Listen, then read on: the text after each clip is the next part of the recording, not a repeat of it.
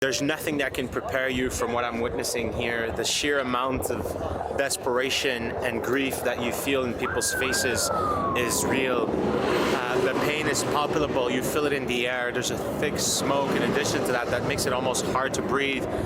Imagine leaving the comforts of your home behind to go help people trapped under buildings halfway across the world.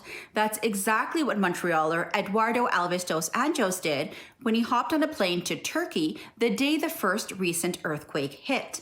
A warning, some of the sights and sounds that Eduardo describes are graphic. See, I don't think anything can prepare you for what you see in Turkey. It really feels like the end of the world without any exaggerations. Destruction is just beyond explanation and our imagination.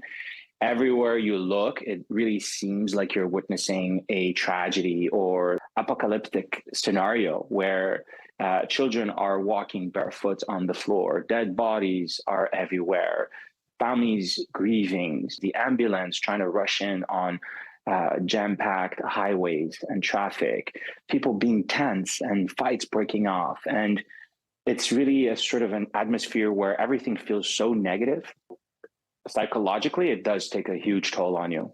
When asked if there's a story that really stuck with him, Eduardo shared one that still keeps him up at night. When we were leaving Hatay to go to the Atatürk airport to go back to Istanbul when my trip was finished,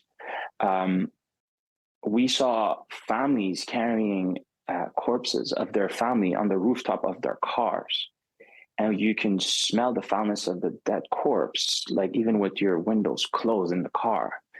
And I mean, just imagine the level of despair that people were going through. It's just unbelievable that you're willing to go this far, right? And enduring all this pain, going through the trauma of the buildings collapsing, and then you have to carry the corpse of your mother, your son, your father on the rooftop of your building, and the smell, right?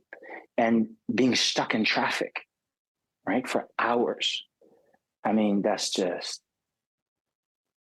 it's beyond explanation. You know, how can you put it into words to describe this, you know, emotionally? To support the work IDRF is doing on the ground in Turkey, visit IDRF.ca. In Montreal, Fariha Naqvi-Mohamed, City News.